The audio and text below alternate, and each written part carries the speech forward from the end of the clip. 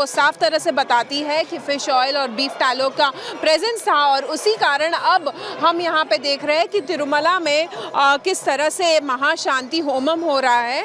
और साथ ही साथ जैसे कि आप यहाँ पे देख रहे हैं कि सारे पुजारी जो यहाँ के मंदिर के है वो यहाँ पे शांति होमम कर रहे हैं। सुबह 6 बजे से ये शांति होमम शुरू हो चुका है और अब ये जो पंचामृत जो होता है होमम के बाद वो सारी जगह सारे मंदिर के द्वारों पे और साथ ही साथ जहाँ पे लड्डू बनते हैं और जहाँ प्रसाद बनता है वहाँ पे ये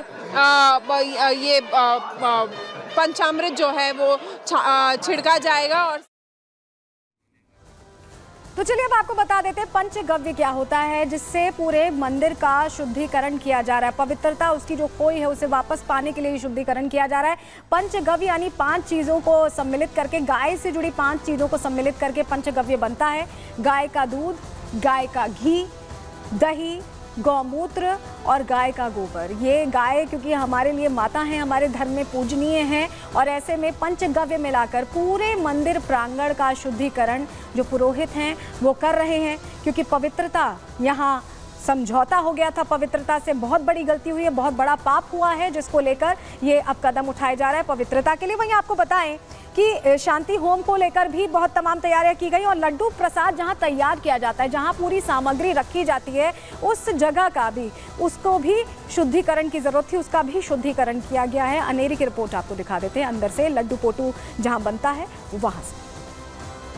यहाँ पे सारे इंग्रेडिएंट्स, सारे सामग्री जो है वो ये स्कैनर में स्कैन होते हैं और उसके बाद यहाँ पे ये जो स्टोर रूम आप यहाँ पे देख रहे हैं, ये बड़े स्टोर रूम में सब कुछ स्टोर किया जाता है। यहाँ पे जैसे कि आप सब कुछ देख रहे हैं, यहाँ पे जो लोग हैं, कर्मचारी है, और यहाँ पे ये सारे देख रेख करते हैं और साफ सफाई भी करते हैं। और इसके बाद लड्डू प्रसाद हो या फिर अन्नदान का प्रसाद हो, सब कुछ मंदिर के अंदर बनता है। और इसीलिए जब भी किसी वस्तु की या किसी सामग्री का ज़रूरत होता है तो अंदर से वो लोग पूछते हैं और इसी क्रेन से सारे सामग्री जो है वो मंदिर के अंदर भेजा जाता है।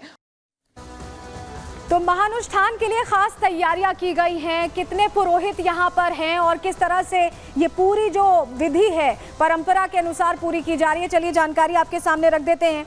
क्योंकि पवित्रता और शुद्धता सुनिश्चित करने के लिए महानुष्ठान किया जा रहा है। शुद्धिकरण के लिए 11 खास पुजारियों को बुलाया गया है, पुरोहितों को बुलाया है और 8 पुजारियों ने ये विशेष अनुष्ठान किया है। महाशुद्धता के लिए महानुष्ठान किया गया है।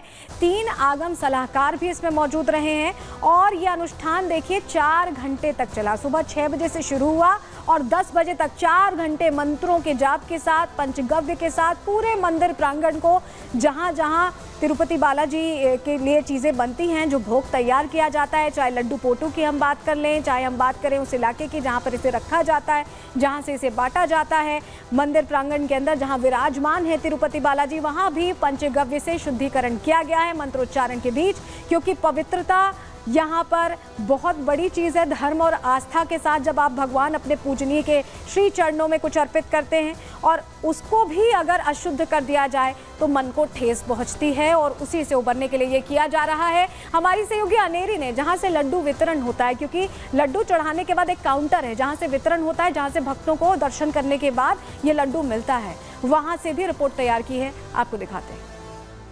आप यहाँ से लड्डू लेके जा रहे हैं, आपको कैसा लग रहा है लड्डू? अच्छा है, अच्छा है, अच्छा है, अच्छा अभी। पहले आपने लेके गए थे? पहले लेके गया, अब तो कैसा था? पहले इतना नहीं है, अभी तो बहुत अच्छा था। जैसे कि आप यहाँ पे देख सकते हैं कि ये लड्डू जो है वो यहाँ से लोग लेके जा रहे हैं। जो हर एक भक्तगण जो आते हैं वो यहाँ से ये लड्डू लेके जाते हैं। और साथ ही साथ अब यहाँ पे आप जैसे देख सकते हैं कि ये पूरा जो है वो काउंटर है लड्डू का और ये लड्डू जो है वो मंदिर के अंदर बनते हैं। बड़ी जर्नलिस्ट के साथ अनेरी शाह, रिपब्लिक भारत के लिए। तो फिलहाल अब देखिए सुरक्षा यहाँ पर सुनिश्चित हो और हर चीज शुद्ध चढ़े भगवान को, इसको लेकर बात जरूर हो रही है, लेकिन इस पर सियासतदान डिंपल यादव किस तरह से इसका एंगल टर्न करने की कोशिश कर रही है, ये भी हमने आपको आज बताया प्रहार में। चलिए आगे बढ़ते हैं, अगली खबर की अब बात करेंगे। अगली खबर इसलिए जरूरी है क्योंकि भगोड़े आतंकी कांप रहे हैं। जी हाँ, भगोड़े आतंकी भारत आने के नाम से कांप रहे हैं। और बड़ी बात यह है कि जिस तरह से हम देखते हैं कि धर्म के दुश्मन भारत के भीतर तो हैं ही, बाहर भी हैं, बाहर से भड़काते हैं, भीतर से भड़काते हैं, अल्पसंख्यकों के दिमाग में एक तरह से ब्रेन वॉश करने की कोशिश करते हैं। अब बात उस खबर की करने जा रहे हैं।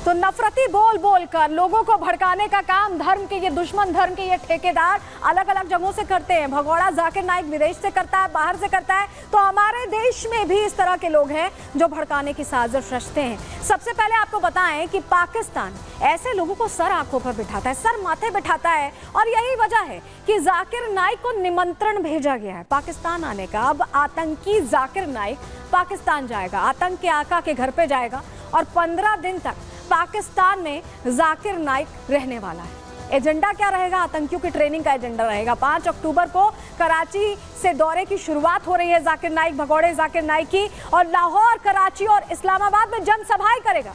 सोचिए, एक ऐसा आदमी जो लोगों का ब्रेन वॉश करता है, वीडियोस बना बना के उनके मन में जहर भरता है, उसको रेड कारपेट बिछाकर यहाँ पाकिस्तान ने बुलावा भेजा है।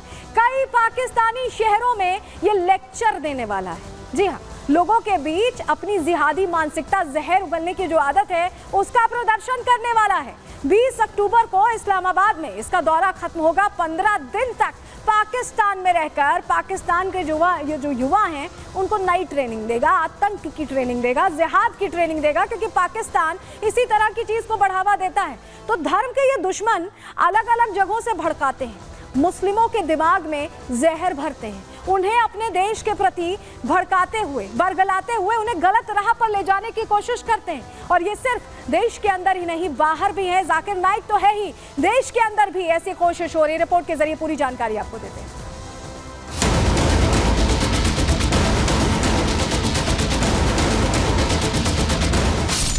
इस्लाम के प्रचार की आड़ में नफरत फैलाने वाला भगोड़ा जाकिर नाइक पाकिस्तान का मेहमान बनने जा रहा है। अपनी तकरीरों से लोगों के जहन में जहर घोलने वाले जाकिर के लिए शहबाज सरकार रेड कारपेट बिछाने की तैयारी में है। जाकिर नाइक भले भारत से दूर है, लेकिन वो भारत के खिलाफ जहर उगलने से बाज नहीं आ रहा। वो लगातार भारत के मुस्लिमों को गुमराह करने की साजिश रच रहा है और अपनी साजिशों को धार देने के लिए अब वो आतंकिस्तान से हाथ मिला चुका है। एक यूट्यूबर को दिए इंटरव्यू में जाकिर नाइक ने खुद कबूल किया है कि पाकिस्तान में उसके चाहने वाले उसका इस्तकबाल करते हैं। पहले पाकिस्तान आने के लिए पाकिस्तान वीज़ा मिलना मुश्किल है, लेकिन मेरे लिए बहुत आसान था। सब लोग जानते, मेरे वालिद भी जानते। तो पाकिस्तान वीज़ा मिलने तो मेरे लिए तो एक फ़ोन कॉल था। मैं तो पाकिस्तान से मोहब्बत करता हूँ।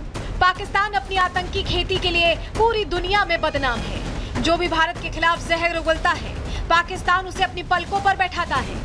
लेकिन पाकिस्तान के आतंकियों की तरह ही जाकिर नाइक भी पीएम मोदी के नाम से सिहर जाता है। उसे पता है कि जब तक भारत में मोदी राज है, वो भारत जाने के बारे में सोच भी नहीं सकता। जाना तो इन्होंने रेड कार्पेट देगी, मुझे आओ भाई आओ, अच्छा अंदर आओ, जेल में बैठो। उनके लिस्ट में तो नंबर 1 टायर है जाकिर नाइक की। पीएम मोदी के नाम का खौफ जाकिर के जहन में ऐसा समाया हुआ है कि वो खुलकर इस बात को कह रहा है कि जब मोदी सरकार सत्ता में नहीं रहेगी तब वो भारत जाएगा। यानी उसे यकीन है कि जब तुष्टीकरण वाली सरकार सत्ता में आएगी तो उसके लिए भारत के रास्ते खुल जाएंगे। अगर अभी मोदी नहीं रहा और जो नेक्स्ट गवर्नमेंट अगर जस्ट रहेंगी तो जरूर जाऊंगा मैं। जाकिर नाइक पीएम मोदी से डर कर ही भारत से भागा था। प्रधानमंत्री मोदी से जाकिर नाइक ही नहीं बल्कि भारत में रहने वाले कई कट्टरपंथी भी परेशान हैं। अपनी जहरीली तकरीरों से मुस्लिमों को भड़काने वाले तौकीर रजा ने एक बार फिर जहर उगला है। मुसलमानों को अपनी ढाल बनाकर तौकीर रजा ने पीएम मोदी से लेकर आरएसएस तक अपनी जहरीली सोच जाहिर कर दी है। देश के एक हिस्से को नुकसान पहुंचाना, उसे कमजोर करना, उसके साथ जाति करना, ये देशद्रोह है। और ऐसे प्रधानमंत्री को अपनी जिम्मेदारी कबूल करते हुए अपने पद से त्यागपत्र देना। जाकिर नाइक जैसे जिहादी मानसिकता वाले आतंकी जहां भारत के बाहर से साजिश रच रहे हैं, वहीं भारत में बैठा तौकीर रजा जैसा कट्टरपंथी भारतीय मुसलमानों को बरगलाने की साजिश रच रहा है। ऐसे में भारत के अल्पसंख्यकों को खुद तय करना होगा कि आखिर इन कट्टरपंथियों ने आज तक उनके लिए क्या किया है। Bureau report, Republic Bharat.